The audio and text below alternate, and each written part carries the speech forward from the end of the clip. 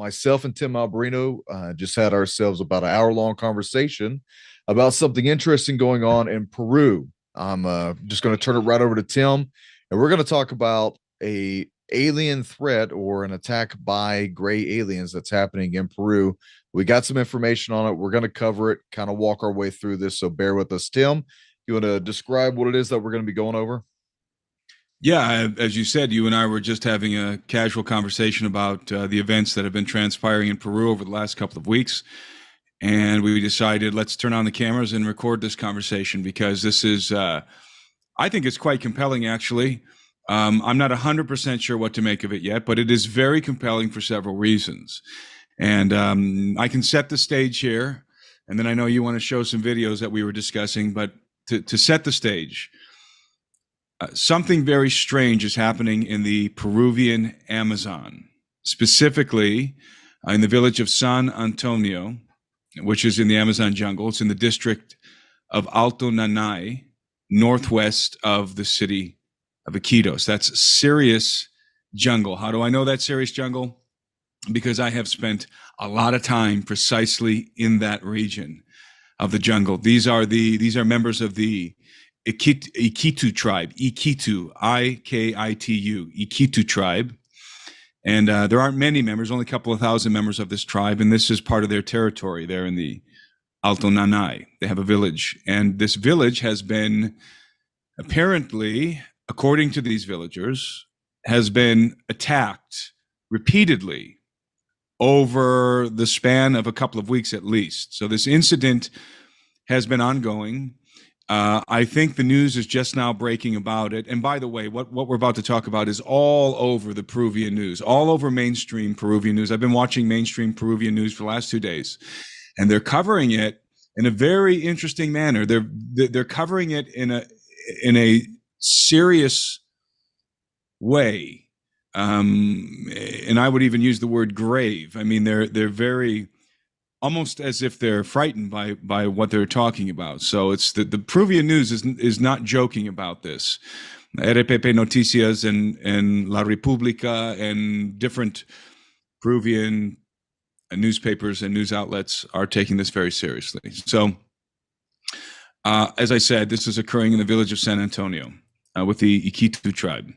So they've been apparently under assault during the night by entities, let's call them.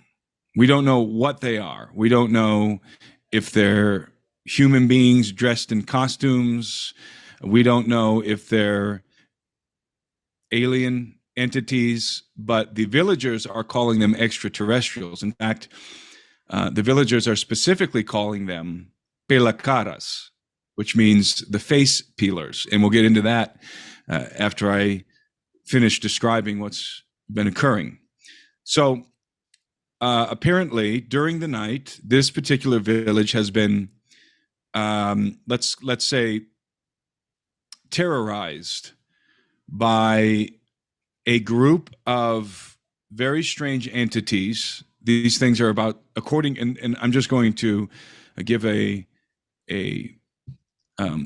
going to give a brief explanation of what the villagers themselves, a brief summary rather, of what the villagers themselves have been saying. They're being attacked by these 7-foot tall entities. The entities have bulbous heads. Their eyes have been described in various ways. They are dressed in very strange bodysuits, silver. They've been described as armored and silver. So silver armored bodysuits is the way that they're being described. These entities actually attempted to abduct a 15-year-old girl, but the girl managed to break loose from their hands and escape. And the struggle resulted in lacerations on her neck. And there's footage and images of this young lady, and indeed she has lacerations on her neck in the photos and video. She was also, after the encounter, was in a state of shock for a few hours. Like, she couldn't talk. She was in a complete state of shock. She was absolutely terrified. All of the villagers are terrified, terrorized really, I think is the appropriate term here. The beings are described as having footwear with discs on the bottom, with a red light emanating from the heel portion of the footwear. And these discs apparently allow these beings to lift off the ground and float through the jungle about a meter off the ground. And apparently they can also lift off into the air through the agency of this technology they're wearing on their feet. Again, according to the villagers. And as you'll see in the videos that we're going to play, the villagers actually they shoot at these entities with rifles and shotguns. And a couple of the villagers said they hit them. They shot right at it, but it didn't do anything to these entities. They just disappear or they take off.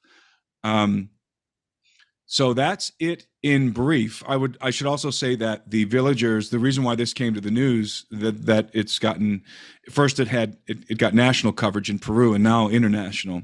And the reason why is because the villagers were demanding that the Navy intervene. The Navy. Okay, this is a village on a river in the Alto Nanay, and we'll show a map in a little bit. And so they're demanding that the Navy come up, and that's why they want the Navy, because the Navy can get there quickly. There's a Navy base not far from that area. And so they're demanding that the Navy come and intervene and protect their village. They're saying they're not getting any sleep. They're staying awake all night. And so the whole story is actually very compelling. And again, I want to reiterate how this is being covered in Peru. It is not being covered as a joke, as a farce, as a hoax. The manner in which this story is being covered by the national press is very serious. So I think that encapsulates what's been happening. Again, I think the time frame here is the end of July, the last couple of weeks of July is when this, and I think it's the last occurrence happened about 5 days ago, I think, or at least the very end of July. So this isn't something that happened yesterday. In fact, the Peruvian Navy did indeed respond, and the police and the Navy are on the scene right now investigating, and they've been there for a couple of days. And so that's what's been happening, and it's very remarkable. It in light of the Vegas incident that occurred in the United States. Was that last month, I believe? We talked about it, you and I, and Dave Hodges. We discussed that Vegas incident, I believe, the very night of the occurrence. And so as you and I were talking, it seemed appropriate to jump back on and discuss this occurrence, this incident as well, especially since I have some familiarity with this area of the jungle, and some very strange things have happened to me in this region as well. I don't think I'm going to go into the details of those strange things tonight, but that I have a connection to this region of the jungle. So it's when I didn't know where it was at first, and so I started investigating and watched the news, the media coverage, the Peruvian media coverage of the incident, and I realized as they were talking, that, my God, I've been in the neighborhood of where this occurred, and perhaps is continuing to occur. So, Doug, why don't you go ahead and play a video so that people can see some of the footage, and you're going to hear some guys talking, and I've already reiterated what they're describing. Do you want to start with the Phil Schneider, or you want to go straight to the other one? No, let's go straight to the incident, the videos of the incident that was captured by the villagers. And in the video, by the way, one of the guys who happens to be the tribal leader of that village, he is describing these entities, these beings, as I said, they're in bodysuits, silver bodysuits that appear to have some sort of armoring. And so he likens them to the Green Goblin from the Spider-Man movie. And he talks about masks. They talk about these beings wearing masks, but I don't think that's actually what's going on here. I think that we'll get to that. We'll get to that in another video we're going to show. All right. But go ahead and play this one. Desesperados se defienden contra un atacante que desconocen. So here they are, actively shooting at these beings, and filming it on a cell phone. Se trata de habitantes de la tribu Iquitu del distrito de Alto Nanay en Loreto, quienes denuncian ser víctimas de violentos ataques por parte de seres desconocidos. Necesitamos apoyo para nuestra comunidad. This is the village leader, the tribal leader of the village there. He says they're extraterrestrials, and then he's describing how they're dressed. He said he shot at them, but they don't fall down. So they just get up and then they lift off into the air. So here you see the police showed up, and then some other videos you'll see the Navy. He's talking about how they have like discs on the bottom of their shoes, and they elevate off the ground, and they have a red light emanating from the bottom of these discs. And here's the 15-year-old girl. Go ahead and play that, Doug. There's the 15-year-old girl. They're blurring her face, but there she is. So go ahead and pause right there, Doug. So, and this particular news report, they're blurring her face, but I've got some news reports here that I've been watching where they don't blur her face, and you can clearly see her neck she has a couple lacerations on her neck. You can kind of see it in this video. You see the red. You can see the blood. There's blood there, and there's some sort of bandaging there on her neck. Let me ask you something. Have you ever heard of any type of attack or wound? Yes. We're going to get into that in a minute. But so you can see the blood, you can see the bandaging. Apparently, she was physically grabbed by one of these beings, and I also heard one of the guys from the village describe these beings. This isn't the first encounter they've had with these beings. We'll get into that in a minute. Sometimes they encounter them wearing dark cloaks with hoods, and they attack at night, and they're trying to grab people at nighttime, and they're described as I don't like to use movie references, but they're described as almost like the Predator from the movie, where you can see them and then suddenly they sort of almost go totally transparent, but you can still sort of see them there, but they just blend into the jungle. So it's some sort of a cloaking technology that these villagers are describing. Now, let me say, right off the bat here as we begin this discussion, I don't know what to make of this. I'm not here saying, and I know Doug's not here saying that we believe these people are being attacked by extraterrestrials and that we're 100% certain that they're telling the truth. I mean, we can't know that. We're way over here, and I'm way over here up in Montana, very far away from this area. And all I can do is sit here and read the news articles and watch the videos in the Peruvian press. However, I do have a lot of experience with these tribal peoples from this specific region in Peru.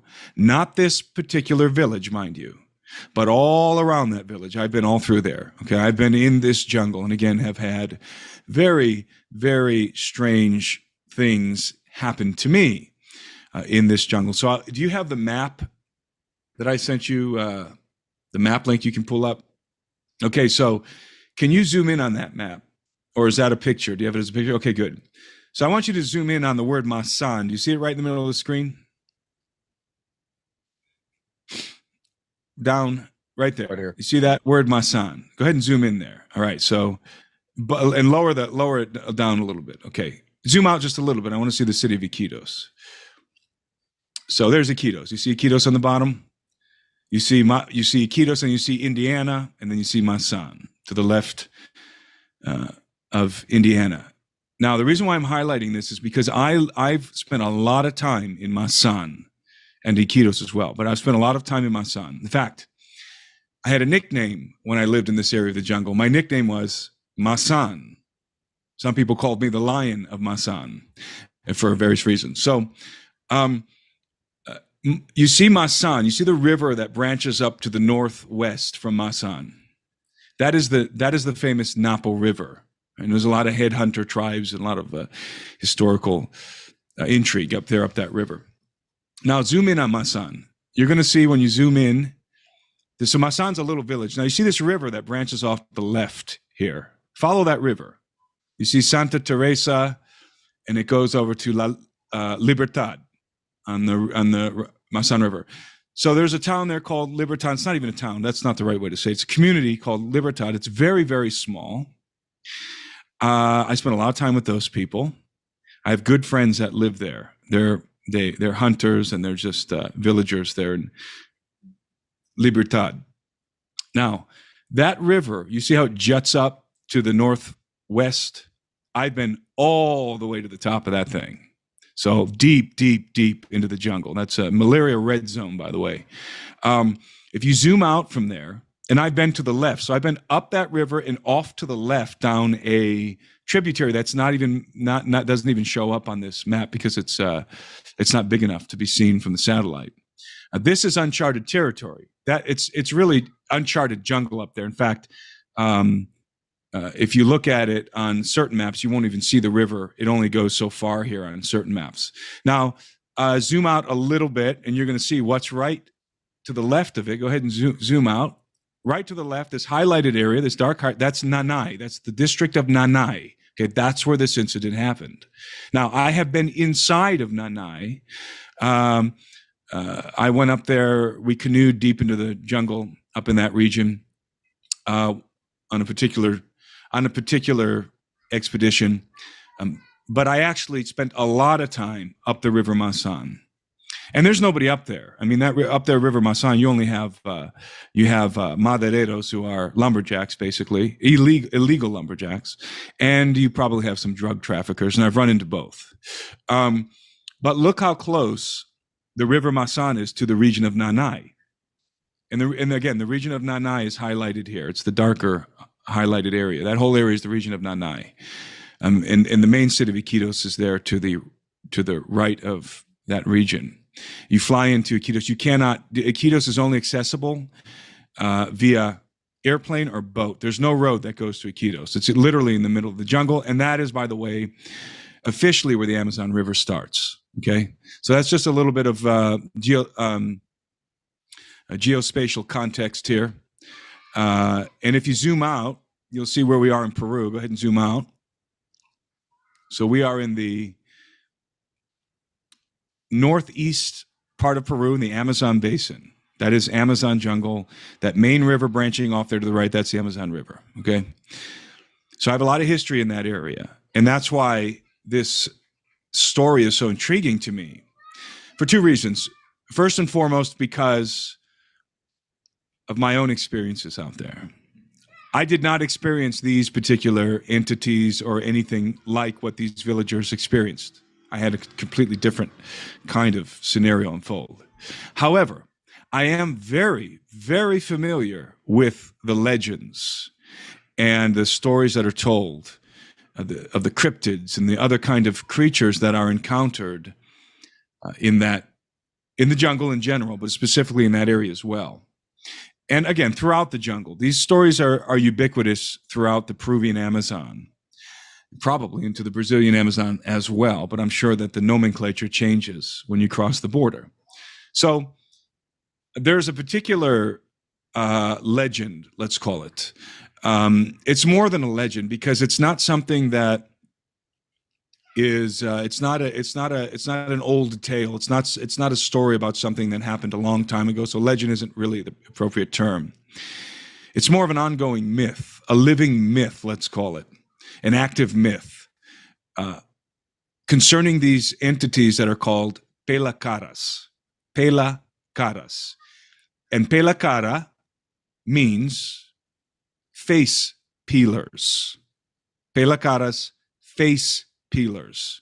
So that's face and then peeler with a P, like like as if you're peeling the skin off of a face. That's what these entities are called. And the people are terrified of them. Why? Because apparently these entities, every now and again in the jungle, abduct villagers and mutilate them. And their bodies are discovered, oftentimes with all or portions of their face totally ripped off of their skull. And that's why they're called pelacaras. And I believe, if I remember the legend correctly, the mythos correctly, they usually abduct adolescents, but I don't know if I remember that exactly right. But these, if you go into the jungle, the Amazon, especially in this region, and you start asking people about the pelacaras, they've all got stories. They've all seen the pelacaras, and they know about people who've been killed by these entities. And so these villagers, when you read the news articles and you listen to the commentary on the Peruvian coverage of this incident in the media, these villagers and the other native peoples around this area that they're interviewing are saying that these are pelacaras that attack them, face peelers, and that the pelacaras are extraterrestrials. Again, that's not Timothy Albrino saying that, and I'm not trying to affirm that that's the case. I'm just telling you, I'm relating to you what they say. Pelacaras are extraterrestrials that come and abduct people. Now, what makes this very interesting here in the jungle, because as you all know, I'm let's say well read in the abduction material. What makes this very distinct from your typical abduction scenario that's happening all over the world to millions of people every day, every night, is that the pelacaras, these abductions are brutal. These abductions are brutal. So we have in the United States, and Doug, we've talked about this and you've experienced this firsthand, we have cattle mutilations in which someone's cow, let's say, is discovered in the field, totally mutilated, but mutilated in a very interesting way, not by animals, not by deprivation, not by animals. Rather, they're mutilated in a very surgical way. And we've gone through that before. We don't have to go into all those details. But sometimes, in fact, I would say oftentimes, these cattle are discovered with a side of the skin on their face gone, peeled off, apparently, like surgically removed, so that all you see is the bone structure. You see the jaw, you see the teeth, you see the bone structure, but no flesh. And so that leads us into this next video. Why don't you go ahead and play that next video, Doug? Yeah, this is about to get wild. And so this, now, before we play this video, I cannot find I don't know what the origin of this video is. I don't even know, to be honest, I don't even know what the context of the video is. It purports to be a video that was filmed in 2023, this year, and from Loreto, Peru. So Loreto, by the way, is the state in which this occurred. So it purports to be from this year in the same department, the same state where this village is located. So go ahead and play that. So what you're looking at here are two Peruvian, they look like two gentlemen who either are police or civilian police or something, maybe detectives. Their vests say police, and they're taking the banana leaves off of this man who's lying on the bank of a river. And I think we determined that he was deposited there for the police. So they're removing these banana leaves, which people used to cover him. You're going to see why people covered his head with banana leaves in a moment. Again, those are their vests say police, so let's assume those are Peruvian police. Now they're picking him up, and look at his head.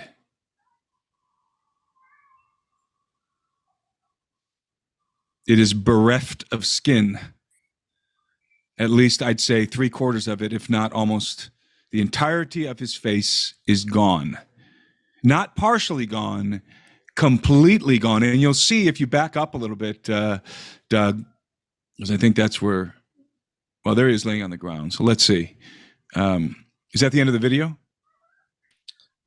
Yeah, it just replays. Okay, so back up, and you're going to notice that his face was removed with surgical precision around the neck there. You see that? There's a circular cut around the neck. Now, is this video real? Is it authentic? Or is it photoshopped or edited in some way? I don't know, but I think it'd be very difficult to edit this video because you're looking at somebody's cell phone footage. So we're looking at somebody's cell phone, a Peruvian villager's cell phone that they captured, presumably. And there's a lot of movement. You see all the movement. Look, they drop him. The police officer falls and drops him. I mean, it doesn't look like prosthetic to me, and it does not look like CGI. Now, again, I don't know what the context is of this video, but I'm going to guess that this has something to do with the pelacaras. And when these Peruvian people call these beings pelacaras, I think we're looking at why they call them the face peelers. Again, allegedly this happened this year and is from the same general region of Peru where this village was attacked. It's really quite disturbing. Well, you can see that it appears to be rigor mortis has set in. Yes. I've seen my share of dead bodies. If even the movement right there, you can see the spine articulating. Yes. If this was a movie prop, my hat's off to you. That is the most convincing movie prop I've ever seen. But you can tell that the guy has weight to him. This guy right here, the policia, he slips coming up the embankment. If this was going to be a movie, it was shot very poorly, but we have not been able to discern yet if this is a movie, if it's a spoof. That seems to be a dead man. I've seen my share of that. I have never seen an injury like this. I've seen people blown apart, lacerated. When I worked in federal prisons, I've seen people stabbed up, gutted, half their face cut off before. But it seems like he has been exsanguinated. There's no blood. There's no blood coming out of anywhere. Look, the face will bleed more than almost anything else because the hundreds of capillaries that are all over the face, and there is no flesh anywhere. There's no burn marks from what we can see on here, and you can even see the scalp line where the fatty tissue is. Exactly. And the way the neck articulates as they're moving. I mean, it takes 3 men to move a dead body. That's fairly accurate. A person who's completely limp is a very, very heavy weight. And what we guess is that someone came down the river, deposited this man along the side of the river for the police to then go and collect. And this is most likely the criminal investigators who are here. I can say that we can confirm that this particular video was uploaded to YouTube. There's the coroner. Right. There he is. Yeah. This particular video was uploaded to YouTube on August 2nd. So this may be very recent, and it may, in fact, be directly related to the incident in the village. These villagers who are being terrorized by these ostensibly extraterrestrial beings. I mean, that's just... that is very grotesque. I've never seen anything like that before. And again, this illustrates why they call these entities pelacaras, the face peelers. And I think we are, in my opinion, again, for all we know, this could be a hoax. I don't know, but my gut feeling is that this is not a hoax. This is real, and we are looking at a human mutilation as opposed to a cattle mutilation. We are looking at a human mutilation. I want to say that he appears to have some sort of a burn here on his right shoulder. Yeah. And bruising along his left that you can see from the chest to this shoulder. It almost looks like this arm was out of socket, but the body moves really weird whenever it's limp and dead. So there's some sort of another injury. You can see the color tone right here is different. If it Yeah. if it was hit by a radiation, I mean, I can only speculate. I don't know of any instrument that can do this. I mean, that steam would do that. Steam can melt you right down to the bone, but that would be a third-degree burn. And even so, you would still see blackening, possibly. You would still see blackening along the epidermis. And you're not really seeing that. You can see where most likely this is a pool of blood where he's been laying down at. When the body dies, the blood will pool wherever the body is laying flat at. All right. So you can see most likely this is where the blood was pooling at in the body. And like I said, it's some sort of an injury right here. So if something came and hit him like this or from right here, but once again, that's a cut right here. Well, what we're looking at, as I said, it's a human mutilation. Just think cattle mutilation, but done to a human being. That's, I believe, what we're looking at. Now, there's extra compression going on through Zoom. The video is actually a little bit clearer on YouTube. So there's some extra compression going on. And people say, well, why is it so pixelated and so forth? Because we have a crappy cell phone filming another crappy cell phone. That's why. So you're looking at an image that isn't very high res to begin with, that was apparently filmed by a Peruvian. And I say a Peruvian because I can see her sitting there. You can see her feet here in the video. She's sitting there showing somebody footage that, again, presumably either she took or somebody else took and showed it to her. So this is quite astounding. Again, we don't know if this is real. This could, for all we know, this could be a movie prop. Somebody's going to say, oh, this is from a movie, and put a link in the comments. Okay. But I think, again, to illustrate what we mean by what these jungle folk mean by pelacaras, I think we're looking at what they mean by the face peelers. This is at the very least, I think, a good illustration of what face peelers do. And we very well may, to reiterate, we very well may be looking at the result of an attack by a so-called pelacara, face peeler.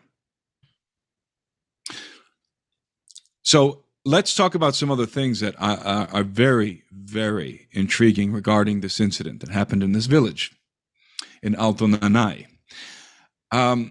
One thing that stood out to me right away when I began to research this incident is that the villagers are claiming that these entities are over 2 meters tall. Specifically, they're describing them as being around 7 feet tall. So that rings a bell immediately, because we referenced the Vegas incident. During that Vegas incident that happened last month, I believe it was last month, correct? No, it was the end of May, was it not? The very last night of May, I believe, is when it occurred. Right. The first hours of June, I think, is when that happened. And those people described very tall alien beings. And I think the one kid said 10 feet tall, another one said 8. I saw some footage from the Vegas event. By the way, the jury's out in my mind on the Vegas event, on the Vegas incident. I don't know if those guys were telling the truth. I don't know if they were embellishing, if they were confabulating. But I'm just going to tell you, my gut feeling is that they're telling the truth, and that there was some sort of a non-human entity stalking around in their backyard. In fact, I'll go so far as to say that there is a particular, and I wish we had it ready to queue up here, but we didn't want to bother to take time to find it, but I'm sure many of you have seen this already. There is a particular video that has been extracted from the news channel's video that they took. And remember, they were walking to the backyard during this news broadcast. They're walking into the backyard with these gentlemen who called 911 about these aliens in their backyard. So they're walking into the backyard, and they shut the cameras off. And before they shut the cameras off, you can see the forklift this isn't like a regular backyard with grass. These people apparently work on cars or something, so they have sort of looks like almost like an enclosure with gravel on the ground, and they have forklift back there and some other things. And you can see the forklift in the background. Now, there's two things I want people to jettison from their minds right away. Don't think about that fake CGI, alleged camera footage of that alien creature. That was totally fake CGI garbage. And don't think about the video of the up close of the fence with allegedly an alien creature looking through the cracks or whatever. I'm not referencing those two videos. There's another video where somebody zooms in on the forklift, and you can see now. Is the video real? I don't know. Is there CGI in there? Was it edited? I don't know. But you can see a large gray alien being sort of ducking behind the forklift, but you can clearly see his bulbous head and black eyes, and you can see his head move. I don't have a link to that video. We don't have it to queue up right now, but maybe some of you have seen it. If not, I would go look for it, because it's the most compelling video of that whole incident, the Vegas incident. You can see a gray alien, and that being, when I'm looking at the forklift, and in my head, I was watching it with my wife, and I said, that looks like a 7-foot tall gray alien. It's exactly what I deduced. It looks like it's about 7 feet tall, maybe 7.5 feet tall, maximum 8. It's a very tall gray alien. Now, that's strange to a lot of people, because you all hear me talk about gray aliens all the time. And we know that gray aliens, one of the distinguishing features of a gray alien is its diminutive stature. They're small. They're 3 to 4 feet tall, or 3.5 to 4 feet tall. And they have the bulbous heads, the almond-shaped eyes, and so forth. They have the long fingers, 3 fingers, and the interesting thing here is with the Vegas incident is we're looking at what appears to be a gray alien, but 7-foot tall gray alien with the same characteristics, the same features, the bulbous head, the almond-shaped eyes, but much, much larger, 3 times the size of a typical gray alien. Now, that's interesting. Obviously, it correlates here to what these villagers are saying they saw in this jungle village that was terrorizing them, attacked this 15-year-old girl. But it's also interesting because the late Phil Schneider talks about these beings in detail, these exact beings, tall grays that were living under the ground when he was building an underground base, when he was an engineer on a project. I believe it was under Los Alamos National Laboratory. They were building an underground base there. So we can show that video in a couple minutes. But before we do that, let's return to the village in the Alto Nanay, and let's look at that other video. This video, I think, is the most astounding video. And in my mind, it correlates directly to the Vegas incident video, because I think we're looking at the very same species here, the very same class of beings. And we will discuss in a little bit what we think these beings may be, or at least the options. But let's take a look at this video, if you can cue that one up. So just to give some context, this is another night when they're being attacked by these, what they're calling Pelicanos.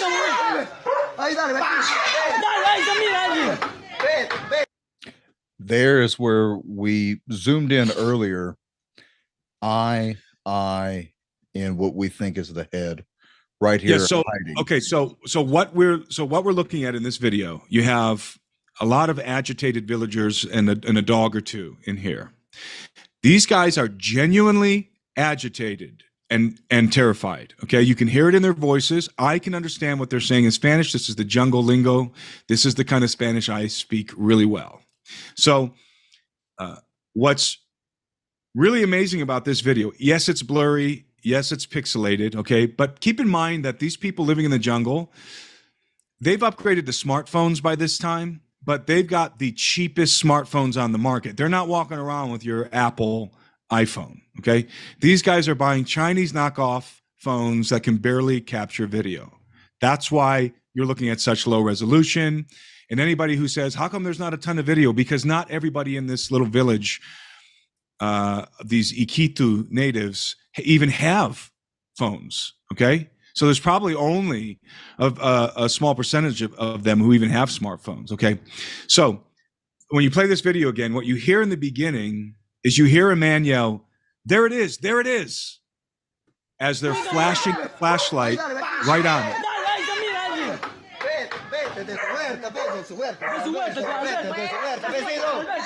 And they're trying to get the dogs in the backyard here as well. You can hear them saying, put them in the huerta, put them in the huerta. And the dog, because the dog is obviously irate.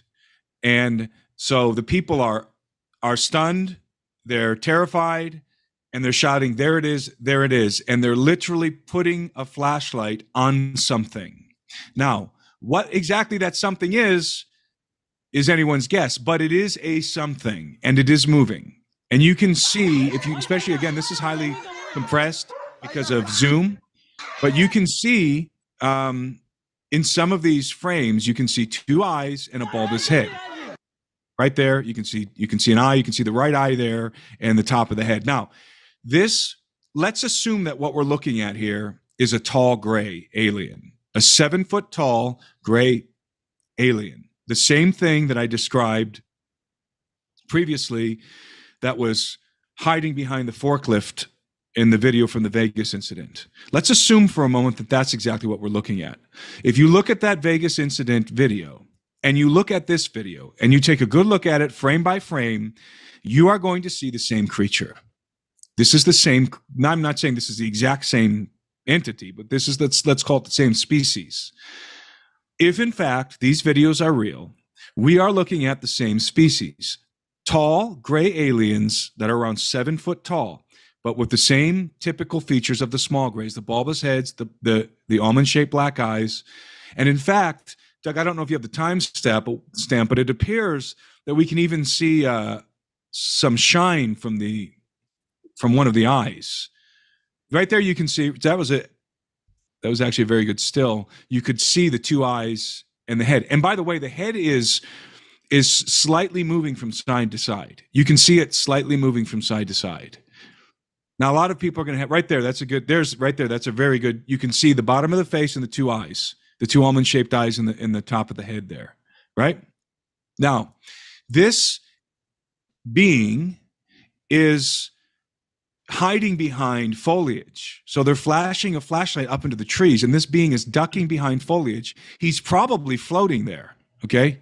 And he's ducking behind foliage so that you see him through the leaves. You're seeing branches of trees and foliage around him. So don't think that this whole green blob is the being that they're pointing out. No, rather, you can see his head behind the foliage. And again, if you watch the video very, very carefully and closely, you will see his head move side to side, slightly. And up and down, slightly up and down. There, he just looked down. You see? He looked straight again. Did you see that, Doug? He looked down a little bit. Yep. Okay, now people may think, oh, I don't see anything, you're just making this up. Well, keep in mind again, I've seen a less compressed footage of this. Again, Zoom is adding some additional compression here. You want to see the still photos? To me, it's clear as day that this is some let's just say this, something moving behind that foliage. It's something is there moving, and it appears to me to be the head of a large gray alien. That's my opinion. I could be wrong, but it appears to me to be the head of a large gray alien. And it looks very similar to what I described in the Vegas incident footage. Okay? 7 foot tall gray alien. Now, why don't we go to the before we do that, Schneider clip? I want to show the still photos. So this is what we were able to screen capture. This is the foliage that was in front of it. Yeah, there's the foliage. There's the eye. There you go. Two eyes, bottom of the head, bottom of the mouth. You can almost see, Doug, the circular you see sort of like the oval-shaped head where it's sort of going down there. You can see sort of there's a line there. There's sort of a shadow. Do you see? Go back to that picture. Go back to the other one that we're looking at. Do you see? You can sort of see right there. You can sort of see the outline of the bottom of the face. Now, zooming in doesn't help. But this entity looks, as I said, very much like the one at the Vegas incident. I would say identical. But also, it looks, again, I'll use the word identical, to the beings that were captured in the most convincing and compelling UFO footage I've ever seen, which was captured by Dr. Lair and another gentleman, I believe, correct me if I'm wrong, Doug, and people are going to correct me in the comments if I'm wrong. I believe it was captured in Turkey. Yes. And I think people know the video I'm referring to. There's a craft hovering above the sea, and they zoom in. They're filming, and they weren't looking for aliens that night. They were doing something else. They zoom in. They happen to capture this. They zoom into it, and you can see three beings, and the beings look precisely like what you're looking at right now on our screen. This is part of the eye shot. There he is. He's looking down there. You see? Yeah. Slightly looking down there. He's looking down and to his left, and this one he's looking more straight on at us. Okay. Now, again, some people are going to criticize me and say, "No, you have a wild imagination. There's nothing there. It's just a green blob of nothing." But understand that these Peruvian jungle people are absolutely terrified. Okay. This is not a staged scene. These people are not acting. They are in a state of panic and terror. And remember, they were shooting at these things with rifles and shotguns, okay?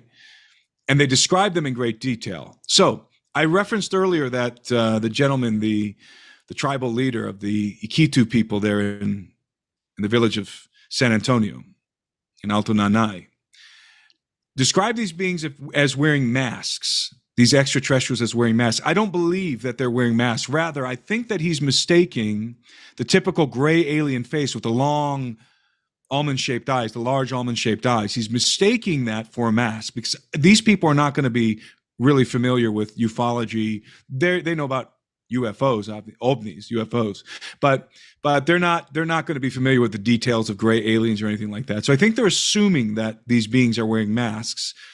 When in reality, I think they're looking at the typical gray alien face there. So let's go ahead and listen to some of Phil Schneider's testimony, which again, so what I'm doing here for the audience, I'm trying to correlate three separate incidents here, okay? Three separate incidents. The Vegas incident,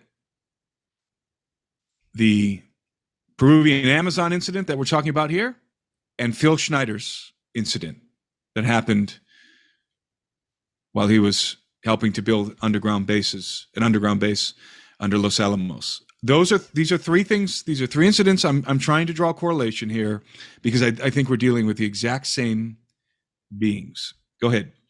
Now, I was involved in something very controversial, almost totally unbelievable to most of you. During the unbelievable part, I was involved in building another base inside of Dulce, New Mexico, which is Los Alamos Laboratory. It's a biological laboratory. On the southwest part of the Archuleta Mesa, we built an underground facility, a better part of 3 cubic miles hollowed out underground. Then to the southwest of that, we were in the process of the early stages of building. We drilled 4 large tunnel-like holes. Some of them ran 2.5 miles under the surface. Number of the original wells or drilling machines that were used were at the rate of 2 miles a day. It was fairly rapid. The equipment kept coming up broken. So we wanted to go down and we wanted to send somebody down there, a human observer, or human observers in this case, to find out what was going on. Well, to our total surprise, first of all, the government knew all about it. They didn't tell anybody. When I saw Green Beret and Black Beret people encamped inside of our geologist camp, I knew something was up. The gig was up. First of all, I knew all about the alien agenda. I'll explain that in a few minutes. The large alien grays had been encamped there for as best as believed possible about 400 or 500 years. Had been one of their internal bases. And we'd drilled holes right on top of it. All the stinking air, all the black sooty air came right out as soon as the first hole was sunk, and all this soot came up, and well, that's when all the hell broke loose, really, all started. Anyway, after we drilled all 4 holes, it took about 2 days to drill all 4 of them. And when you build a underground base, you drill 4 basic holes, and then you build called stopes or cross-member holes across, and then you use blasting equipment, special blasting equipment by the analyzation of the rock formation, and you literally blast out or tunnel out or deflagrate or melt rock out to build the large rooms that are required for this underground base. Well, in this process, I was lowered down the basket of one of these holes, and about from me to this elderly woman here in the front was sitting a 7-foot tall alien gray. The stench was worse than the worst garbage can you can imagine. The person was the entity was absolutely horrible. I didn't waste any time. I reached for my pistol. At that time, as an engineer, I didn't have time to carry all the folderol of one of these big submachine guns that all the sea spray and the yellow fruit and all the outer perimeter and inner perimeter security people carried. I carried a little Walther PPK pistol with a 9-shot clip. This was in late August of 1979. Now, you got a regular suit of clothes, you got a regular clothes on, plus you're in almost like a spacesuit environment, and you're reaching for a gun. It's not the easiest thing to do, and then to pop a clip in it and start shooting. And I killed 2 of them. Yes, they're mortal, and they do die. However, in the process, one of them did this. All I remember is that he just kind of waved his hand in front of his chest, and the next thing I know, this blue beam hit me and just literally opened me up like a fish, and burnt my fingers right off of me. And it was some form of electrical force, because the kind of like being hit by a lightning bolt burned all my toenails off of me. Completely crispy crittered my left foot, burnt the shoe right off of me.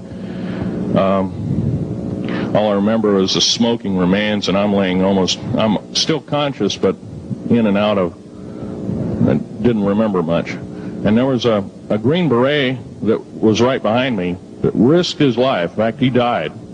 But he risked his life. He shoved me back in the basket and hit the button and took me up. And I wouldn't be alive talking to you today if it wasn't for him.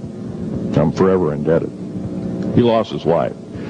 66 Secret Service agents, Green Berets, Black Berets, crack troops lost their lives because the government, our United States government, lied, did not tell us anything about the alien threat.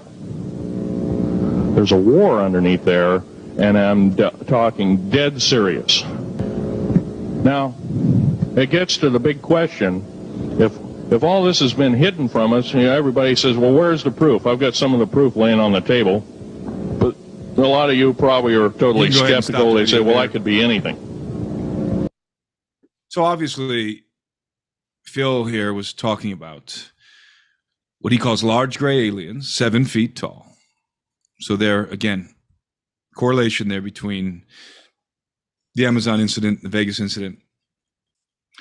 And they had some sort of technology. It waved its hand in front of its chest, and some sort of a beam emanated from this entity's chest and struck Phil, or rather technology around this entity's chest, and struck Phil, and as he said, opened him up like a fish. And you'll see that, as he talked about, he lost a couple of fingers, he lost some toes, and he got cancer. He had an aggressive cancer after that incident. So maybe you're right, Doug, in speculating that man whose face had been ripped off or whatever. Maybe it was some sort of an energy beam or something. Maybe the very kind of technology that Phil Schneider was hit with there under the ground. So I find this to be very, very intriguing. Is it true that these tall, gray alien beings have bases right here in the United States under the ground? Might they also have bases in the Amazon? But it's important to point out that, assuming that these entities are real, that they're not bestial, they're not primal creatures. These are very advanced beings with technology. Yes, very ugly, very grotesque beings, but nevertheless in possession of advanced technology. Okay, so let's speculate.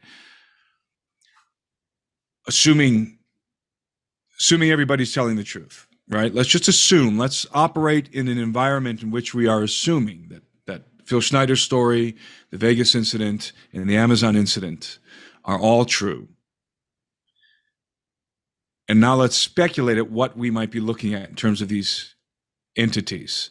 Now, I think the most obvious conclusion that we could draw based on the data would be that these are, at the very least, biological creatures in possession of advanced technology that are not immortal, and that are, at least to some extent, operating in underground bases, operating in beneath the soils of America, perhaps the Amazon and other places around the world, that they have some sort of dwelling, habitation there. I think we can also assume that these same entities, these tall grays, are also in possession of advanced aerospace vehicles, that they're not confined to, let's say, the underground, but that they also, because of the kind of technology on display in all three of these incidents, they're also in possession of advanced technology from which they could derive advanced aerospace vehicles. In other words, craft. So I think that's the most obvious deduction. We can call them alien because they're obviously non-human. So maybe non-human intelligence is the best way to describe these. We don't know where they come from. We don't know how long they've been here. But again, working within the framework of these stories being true, we can conclude that they are here and that they're not good. These are very nasty entities, and they're doing things that they're harming human beings. Apparently, this is part, by the way, of the famous Dulce War, the lore regarding this confrontation in the deep underground military base and the underground, generally speaking, in Dulce, New Mexico, where there was this large conflict and we lost some of our contractors and military personnel in that conflict, and they were killed. They were casualties of this war with these particular beings, these tall grays. So, if that's true, let's now say that what I just said is true. Let's say that's true. Well, then my next question, my next line of inquiry would be, in what way are these beings related, the tall grays related to the small grays, the ones that we're more familiar with, the typical grays? Because obviously we're dealing with the same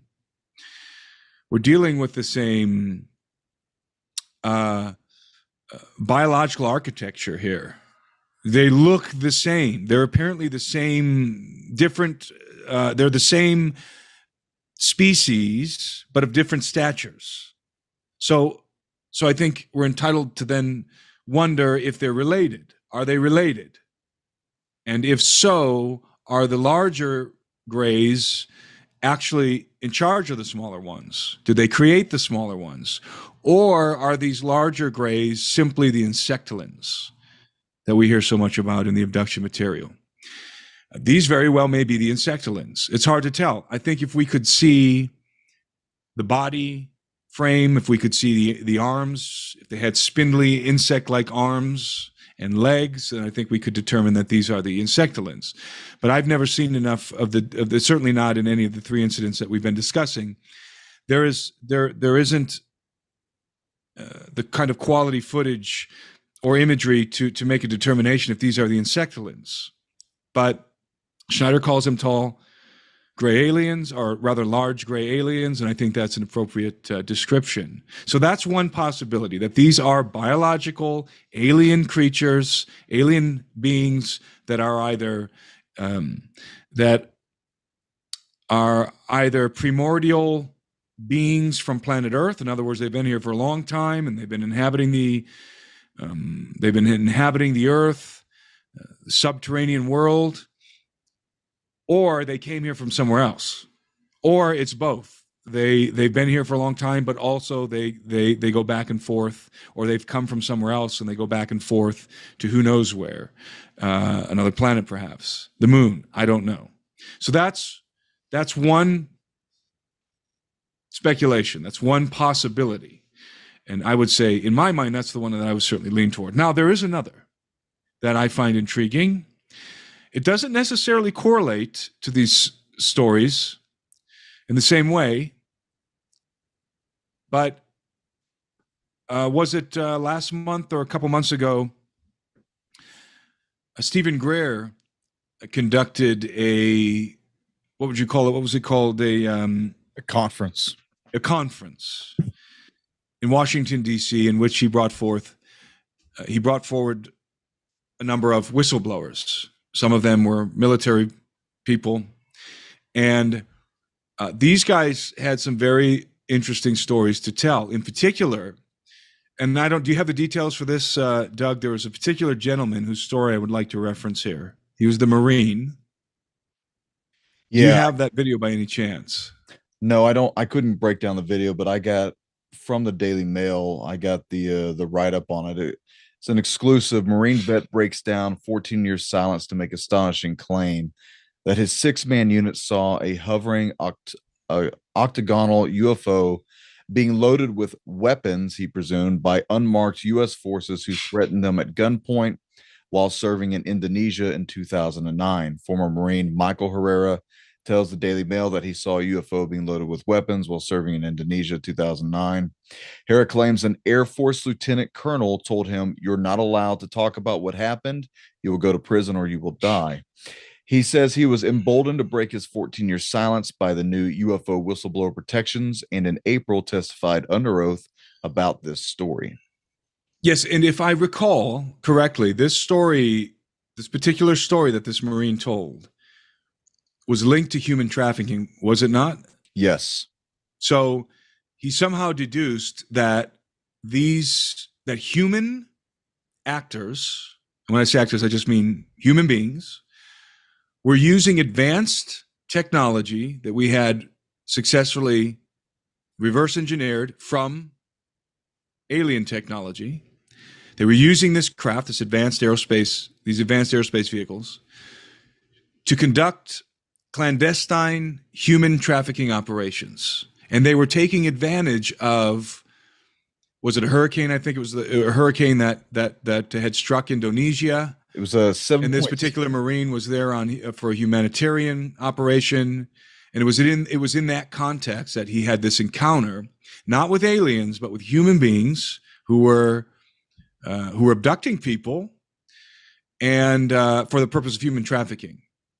Yeah, it goes presumably for the sex trafficking industry. Yeah, it goes on to say when a 7.6 magnitude earthquake struck Sumatra on September 30th, 2009, his 2nd Battalion, 5th Marines Echo Company, 2nd Platoon was rerouted to guard a helicopter aid drop around Padang City that was beset by violence from local insurgents. Around October 8th, he and 5 Marines were dropped off at a clearing in the northeastern part of the city by a CH-53 helicopter and hiked 900 feet up a ridge to take their positions for the incoming supply drop.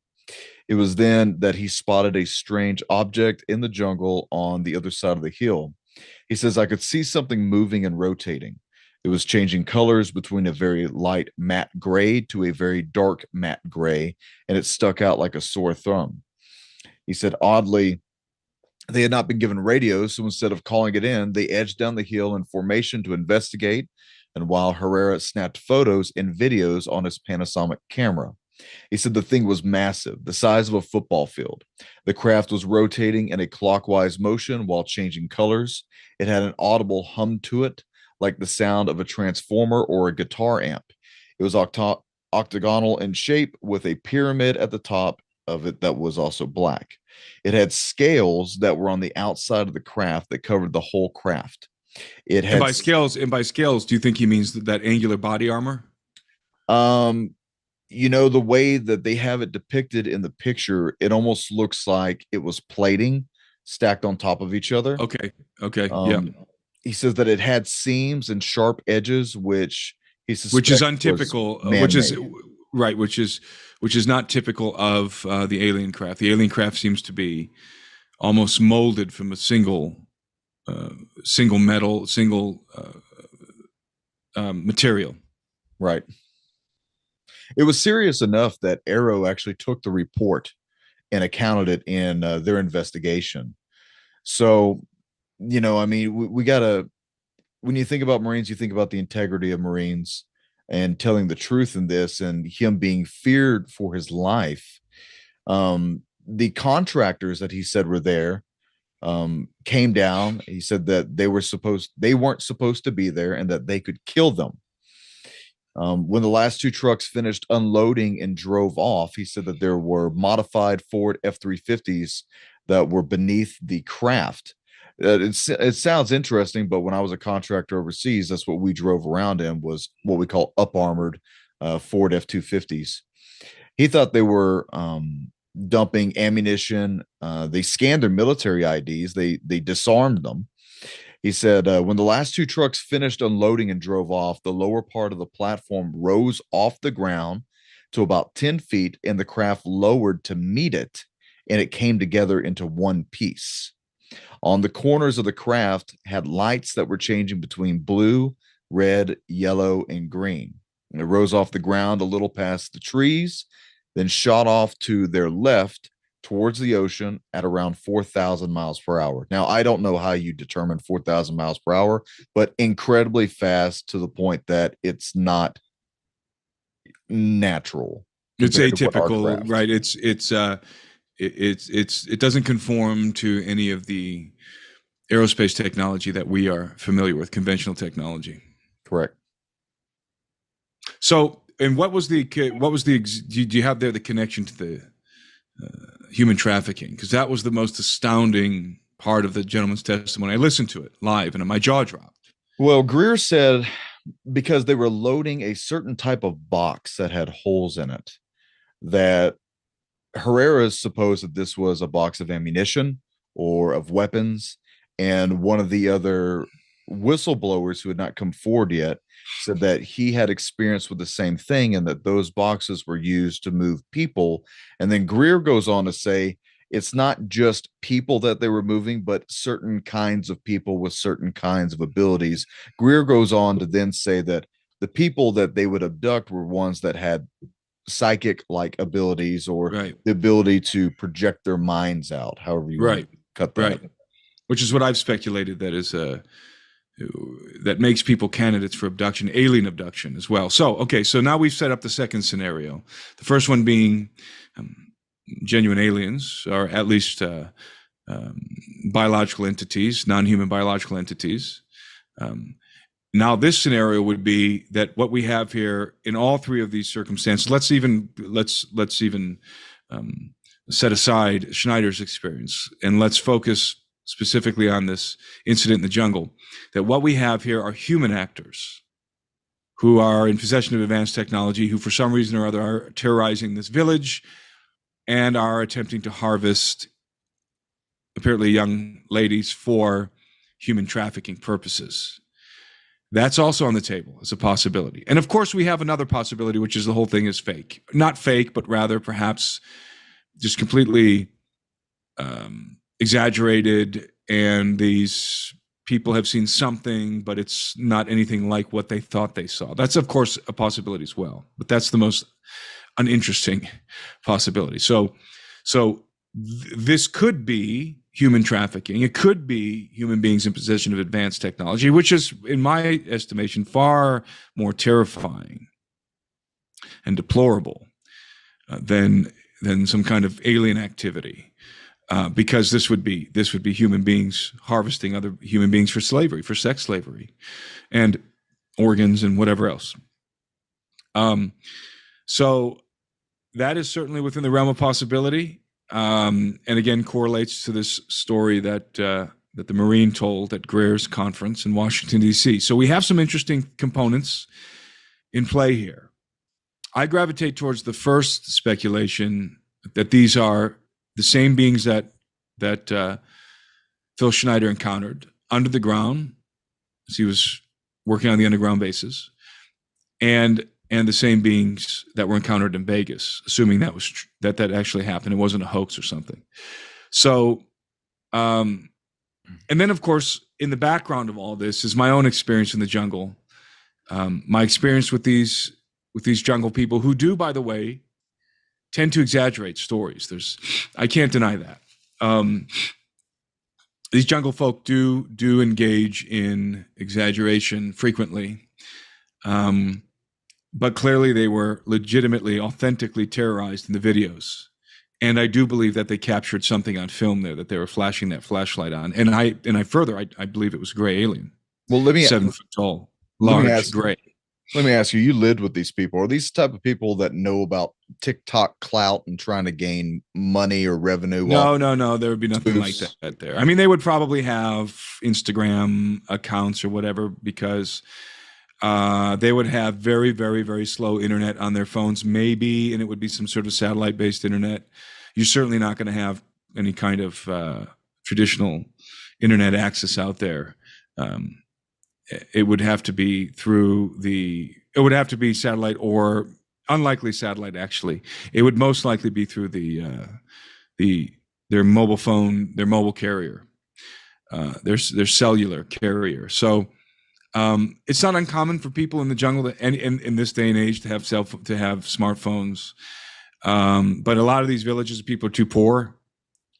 So they'll have a flip phone or something, or very, very, very cheap smartphone. So, and they're not, from my experience, they're not, let's say, well educated in regard to ufology. As I said earlier, they know what UFOs are. And this is another important thing to talk about. See, in the jungle, encounters with UFOs are ongoing, always. And there are some very astounding encounters with UFOs, aggressive activity from UFOs for some reason in the jungle. And Iquitos is famous for this, by the way. That whole region there is famous for this. Everybody's seen a UFO, and some people have stories. And also south of this area, in the more south and into the east, on the border of Brazil, especially around Pucallpa and some of those areas in the jungle, the Amazon basin still.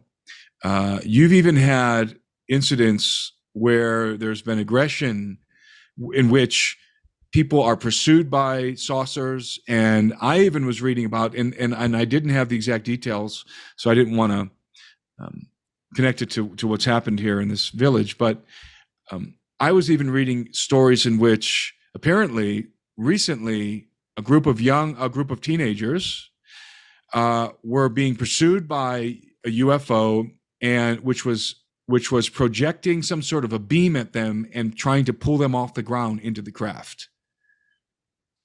And this is not unusual in the jungle. I have heard stories like this in the jungle. I've seen many UFOs in the jungle, by the way. I've seen stories like this. I heard stories like this in the jungle, in which there is an aggressive posture, an unusually aggressive posture by these entities, by these craft in these villages, in which people are hurt. They actually are injured through their encounters with UFOs and with the beings. That's not it does happen in other parts of the world, but maybe because of the seclusion of the Amazon, maybe they can afford to be more aggressive without drawing too much attention. Whereas if there was aggressive encounters in the United States, there'd be a lot more attention.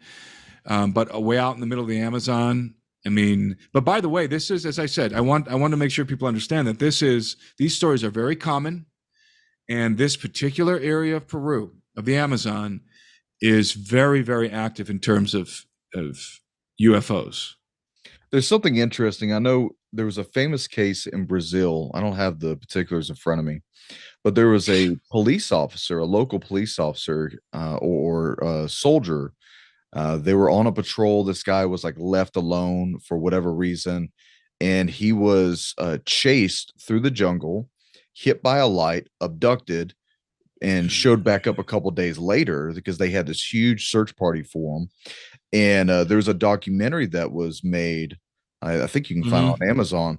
And the guy goes and actually talks to his sisters. I think the soldier ended up dying, if I'm correct. Yeah, there's quite a lot of stories like that from Brazil, actually. So here's another thing. We know from, at least here in Northern America, the abduction phenomena involves particularly mainly the little grays grabbing you by the hand and leading you out of the house, or you're being sucked out of your house. Much more gentle procedures. Much more gentle. You don't hear stories about polite aliens. Yeah, you don't hear stories about these large creatures with claws. What do you make of that? The girl who was lacerated in the throat. I mean, could that have been a big? Could that have been a big cat, possibly? It could be anything. Of course, it could be anything. It could be ayahuasca, a bad ayahuasca trip, for all we know. But it is interesting that she had those lacerations on her neck that she claims happened during her struggle to get away from these beings. So, assumedly, they had her in their clasp, in their grip, and she broke away. You get the feeling that we're not talking about her being captured in some sort of technology like a beam of light, rather actually having a physical altercation with the entities. So it does make you wonder how she received those lacerations on her neck. Was it through the fingernails, claws, or some sort of technology, or in the midst of her breaking away and scrambling around in the jungle, was she cut simply by the foliage in the jungle, which is a distinct possibility. There's a lot of trees and branches in the jungle that are full of spikes, and there's a lot of nasty thorns, so it wouldn't surprise me. But her testimony is that she was captured. They covertly grabbed her. She must have been, walking around in the outskirts of the village or something. I don't know the context, but they grabbed her. She freaked out, screaming, yelling, broke away and ran back into the village. And this is what really began the villagers. This raised the alarm in the village. This is why they all came out with their rifles and their shotguns and with their flashlights and began to try and look into, and probably in their minds to apprehend the perpetrator, probably, someone who tried to rape her in their minds, I would imagine, right? And instead they start to see these strange beings, which we've previously described, to their great astonishment. And remember, these villagers demanded the intervention of the Navy, not just the police, the Navy. And the Navy showed up and is there on the scene, as far as I know.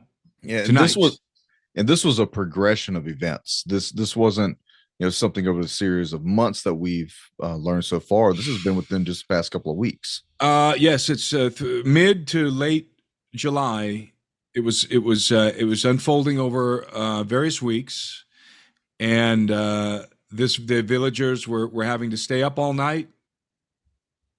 They were being terrorized, and evidently there were multiple attempts by these entities to make an incursion and abduct some of these people. Now, it would be very interesting if we could, or perhaps one of the listeners could track down the origin of that video of the man with his face ripped off, and if we can verify that it has a direct connection to this incident, that would be very compelling. As far as I know, and what the news is reporting in Peru, only that one 15-year-old girl was injured. So unless another man was killed, and they don't want to cause panic, and they don't want to cause more. They don't want people to be more alarmed than they already are, and they're not telling people about it. That was likely another incident from who knows when. But if that video of that man with his face gone, if that is indeed the result of an encounter with a pelacata, with a, I just forgot that translation in English. The face peelers. The face peeler. I was going to say the face ripper. I wanted to say face ripper, and I thought, no, that's not. Pele isn't rip, it's peel. So, but the face peeler, if that is indeed the result of an encounter with a face peeler, then we are dealing with something truly disturbing. I want to get your opinion. And frightening. I want to get your opinion on this report. This is a declassified CIA report that I've had. I've gone over it before. I don't really know too much to make out of it, but this comes from the KGB, stationed in Ukraine back in '93. So what this says is, after Mikhail Gorbachev dissolved in 1991, the KGB, Top Secret Intelligence Administration, a lot of material from that department found their way abroad, in particular to the CIA.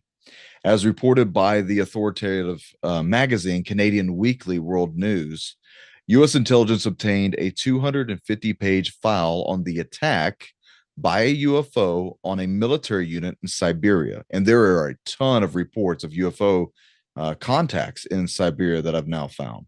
The file contains not only many documentary photographs and drawings, but also testimonies by actual participants in the events. One of the CIA representatives referred to this case as a horrific picture of revenge on the part of extraterrestrial creatures, a picture that makes one's blood freeze. According to the KGB materials, a quiet, low-flying spaceship in the shape of a saucer appeared above a military unit that was conducting routine training maneuvers. For unknown reasons, somebody unexpectedly launched a surface-to-air missile and hit the UFO. Old Private Ivan in his RPG hit a UFO. It fell to the earth not far away, and 5 short humanoids with large heads and large black eyes emerged from it. It is stated that in the testimonies by the 2 soldiers who remained alive, that after freeing themselves from the debris, the aliens came close together and then merged into a single object that acquired a spherical shape. That object began to buzz and hiss sharply, and then became brilliant white. In a few seconds, the spheres grew much bigger and exploded by flaring up with an extremely bright light. At that very instant, 23 soldiers who had watched the phenomena turned into stone poles. Only 2 soldiers who stood in the shade and were less exposed to the luminous explosion survived.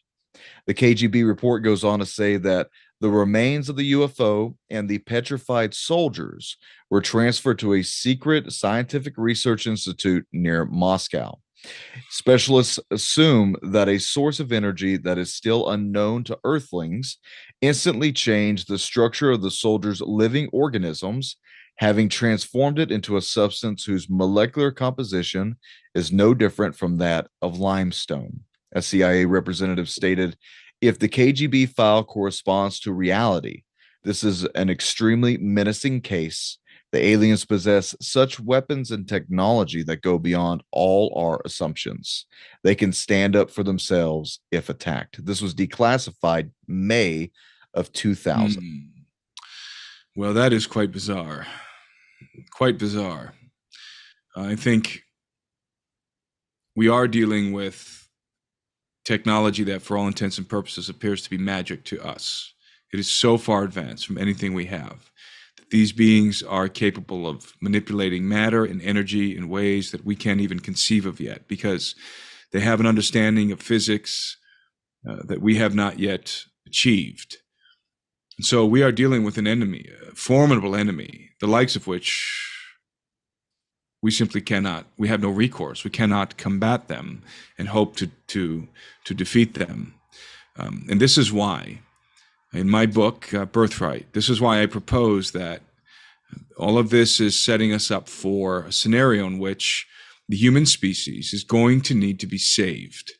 And the only kind of beings that can save us are beings who have technology equivalent or superior to the Greys or to whatever other factions are engaging us in hostilities.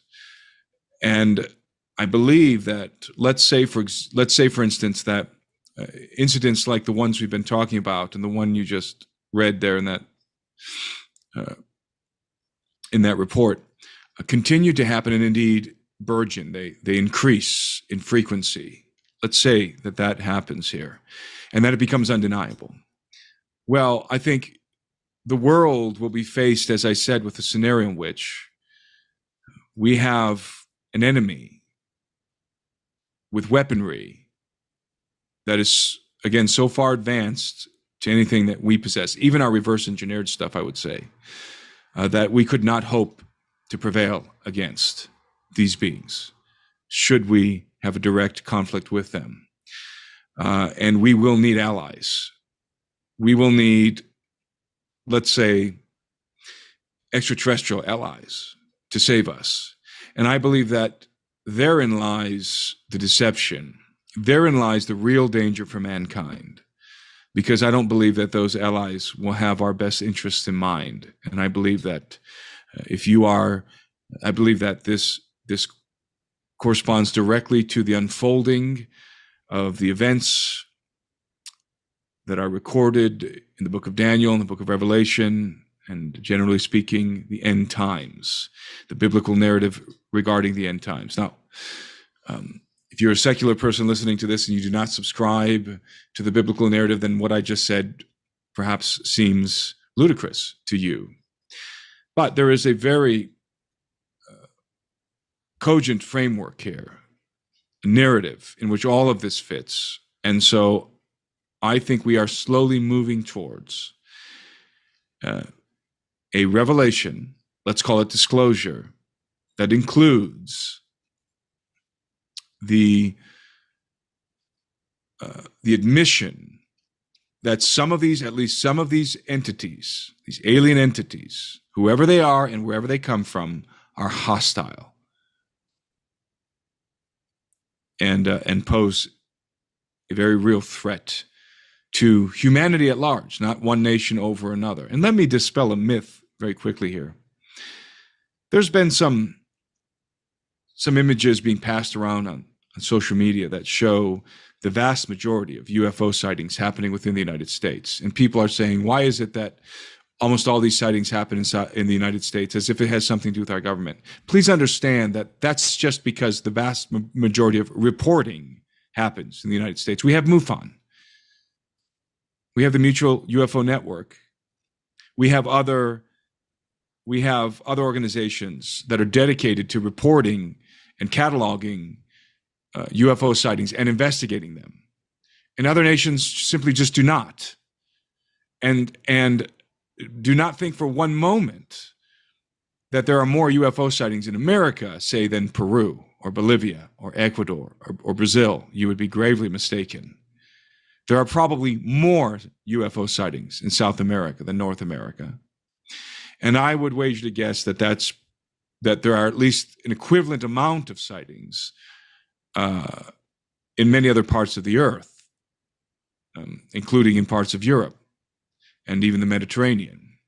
So let's not be under this false assumption that the UFO phenomenon is localized to the United States. It is global.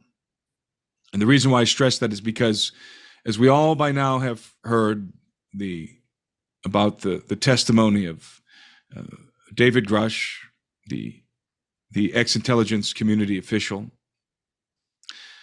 officer, who has come forward and has said that the United States has been recovering and reverse engineering crashed alien craft and the bodies and the pilots of those craft for decades. Do not think for one moment that that has only been happening within the continental United States. Every major country on Earth has a crash retrieval program. Every one. And there's probably an overarching organization, secret body, let's say very much like Majestic 12. Maybe Majestic 12 still exists and is still that overarching body that is coordinating and overseeing the recovery effort of these craft. And so it may not be that these other countries, say Peru, are communicating directly with the United States Department of Defense, let's say, but rather they may very well be communicating with an international body, an international organization of individuals who are higher in terms of their knowledge on this subject, who supersede any particular nation. And that these individuals have been coordinating, again, the crash retrieval and the reverse engineering of the alien craft and the dissecting and analyzing of the alien bodies. So this is a global phenomenon. And if indeed there is an announcement in the future that it is also a global threat, which it is in my estimation, then it is going to require a global response. And people can make the argument and do incessantly online that this is Project Bluebeam. And in fact, they're probably already furiously typing out comments here in the comment section regarding how this is just another Project Bluebeam operation in Peru, and they're just trying to scare everybody into believing that there is an alien threat so that they can formulate a global governance and enslave us all, human beings, that is. And I would disagree with the first proposition, but heartily agree with the second. In other words, I would disagree that there's a fake alien invasion, but I would agree that there is a strategy, let's say, a conspiracy to formulate a global government utilizing people's dismay and fear regarding an alien threat. I believe that there is an alien threat. It is real. And the best proof that there is a real non-human threat is the abduction phenomenon and all of that material related to the abduction phenomenon. All of that, in my estimation, indisputable proof, the evidence that we are dealing with at least one non-human faction that is, let's say, covertly hostile because they're abducting people. The abduction program is clandestine, as Dr. Jacobs always stresses. It's clandestine, but it's also hostile. And so there's at least one faction. I would say there's probably 3 factions that are hostile to the human species. And they're real. They're not a contrived threat. You see, Project Bluebeam is the notion that the governments of the world, or let's say the global cabal, is going to perpetrate a hoax on the citizens of planet Earth, and are going to, through advanced technologies that the public is unaware of, and through perhaps some kind of holographic ruse, are going to pretend as if we are all under this, that we are all being, and when I say all, I mean all of the nations, that we're being assaulted, confronted by a hostile alien presence, a UFO invasion, let's call it, right? And again, the problem with that hypothesis, with that theory, is the fact, in my estimation, that there are real hostile aliens. So once you have real hostile aliens in the equation, Project Bluebeam is irrelevant. It's entirely irrelevant. Now, I've spent a considerable amount of time talking on other programs and other videos on my channel, and with you guys, with you and Dave and others, regarding how all of this fits more specifically into a biblical framework, and how these entities might relate to angels, how they might relate to quote unquote fallen angels, and so forth. So I'm not going to retread that ground here. We simply are out of time. But I do have a framework for that. And again, I can refer people to I will refer people to my book Birthright, if you're more interested in that. So don't think that I'm intentionally leaving that aspect out here. The purpose of this conversation was primarily to discuss this incident that's been unfolding in Alto Nanay in the Peruvian Amazon over the last few weeks. That was the primary purpose of our conversation, and not to wax theologically about extraterrestrials and how they fit into an end times framework. So I will certainly on my video, and I'm sure you'll do the same, Doug, put some links to some of the videos that we displayed here, that we featured in this conversation, so that people can take a look for themselves. And I would really actually like for the audience here to try and help us track down the origin and the context of that video featuring the man with the missing face, let's say. Is it real? Can anybody find when it was created, and where, and what the circumstances were? Because that, I think that's an important piece of evidence here that could help to advance the theory that what these villagers in the jungle are saying is happening is indeed happening. That, in their words, the Pelacaras are attacking them, these extraterrestrial entities, and are attempting to abduct some of the villagers. I know if we had the ability, we would most likely be boots on the ground conducting our own preliminary investigation for this. You know, it's I think, like you said, we'll probably see more of this. We have to understand also that the governments control the narrative.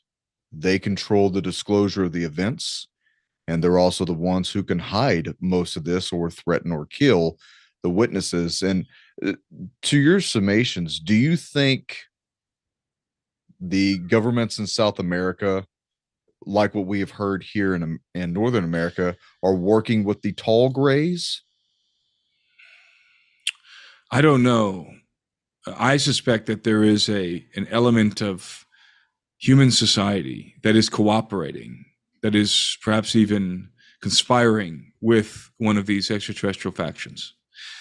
As people know, I do believe that at least some of these factions are of extraterrestrial origin. In other words, they come from somewhere other than planet Earth. I believe they have bases on the dark side of the moon, the Greys specifically. I believe that there are bases in the interior of Mars. And there are some people who believe, who've come forward and who have said that they have direct knowledge of programs involving underground bases on Mars, in which human beings, human factions, are working directly with the Greys for various purposes. Now, of course, there's no way to know that any of that's true, but I think as we move forward in time here, even the most fantastical stories may begin to become more and more plausible. So I'm not going to say definitively yes or no that we're working with the Greys, tall Greys. By the way, there's some confusion there. There's a group of entities that are known as the Tall Whites. I'm not sure they exist. That's based on a particular story from a particular gentleman. Is that the Nordic faction? But that would be distinct from the Nordic faction. The Nordic faction would be that species that looks very much like us, and then of course you have the Greys, let's say large and small, including the insectulins, and you have what I think are perhaps the most interesting, but the faction for which there is, for which we have the least amount of evidence, would be the reptilians. And I don't have any kind of evidence I can hang my hat on, like I can with the Greys. I don't have any kind of evidence that I can hang my hat on as it pertains to the existence of the reptilians. But those are a few of the factions that are as I talked about with Richard Dolan in my conversation with Richard Dolan last week. Those are the factions that both Dolan and I believe to be real. I mean, if we were to have to say yes or no, do these beings exist? Those are the ones that I would say yes, those beings exist. But setting aside the tall whites, I just wanted to say that the tall whites are a completely different faction that's only related to a particular story in ufological lore. But the Greys, the reptilians, and the Nordics, those three at least, I am very certain exist. Although, again, I have no evidence for the existence of the Nordics or the reptilians. The Greys, based off your research, though, from South America to North America with the Native American tribes and the South American tribes, there has been quite a bit of lore that you've uncovered about the reptilians and portals and things of that nature. Well, you have lores about reptilian beings, reptoid type entities living under the ground all over the world. You know, the famous Nagas from India. But there's no evidence that I've seen. Now, there's all kinds of stories of people, and especially women, who've said they've been attacked by reptilians, and they have the marks on their bodies and lacerations and so forth. But there's no way to determine whether or not they're telling the truth. But certainly there are legends of reptilians all over the world. And they're almost always associated with like sort of the subterranean world. In Peru, there's a reptilian, particular god that was depicted as reptilian, or let's say perhaps even race that was depicted as being reptilian. And certainly in Peru, there's all kinds of legends regarding the human-like race, who they call the Viracochas. There's all kinds of stories that you'll hear regarding the Viracochas and their technology and their visitations in the villages of the Andes and so forth. So, but again, the only, in my estimation, the only group for which we have hard evidence are the Greys.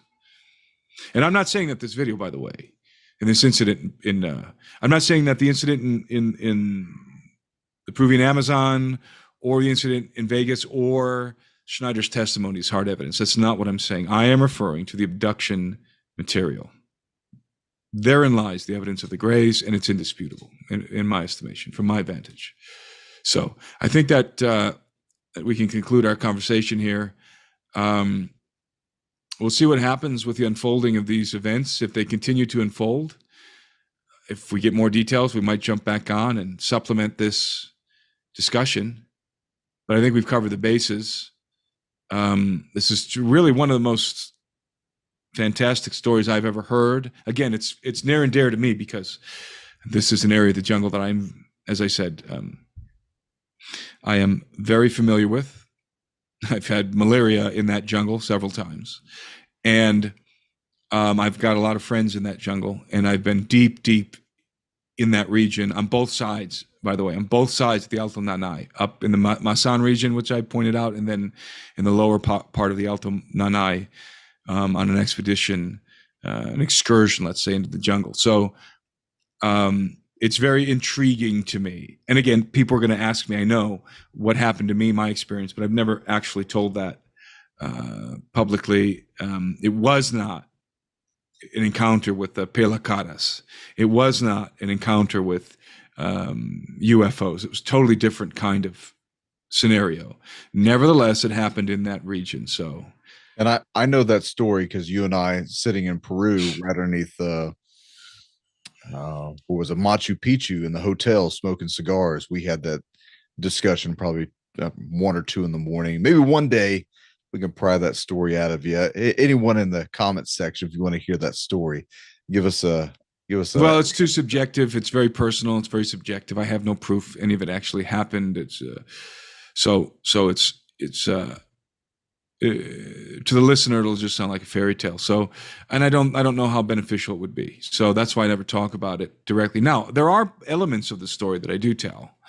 And no, I wasn't on ayahuasca. I've never done ayahuasca or anything like that. I've never consumed or injected a mind-altering substance of any kind that I know of. And in fact, I've never been drunk. And I'm not saying that to boast. I'm just saying that my frame of mind is, especially during those days, I was 19 years old in that jungle. And so, again, I had an encounter. It doesn't directly connect to what happened to these villagers, but it was in the same neighborhood. So very interesting. Well, Tim, thanks for coming on with us. If anything happens, we'll make sure, ladies and gentlemen, we get on here and we update you. Tim, I want to thank you very much for your professionalism and how much you're able to disclose on this. And, for anyone listening, if you are aware of anything going on in this area of Peru, please make sure that you're putting it in the comments section.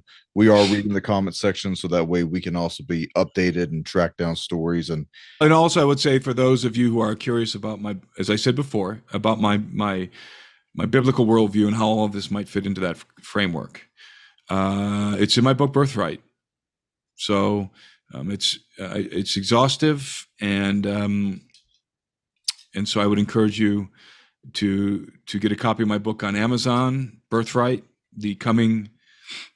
Oh my God, I always forget the subtitle. I made it so long and complicated that I have to pick up my book and actually read it. Here's my book, Birthright. You find it on Amazon. The coming post-human apocalypse and the usurpation of Adam's dominion on planet Earth. Ladies and gentlemen, thanks for listening. Please make sure that you like, share, and subscribe and comment. Stay frosty, guys. We'll see you next time. Thanks, Tim.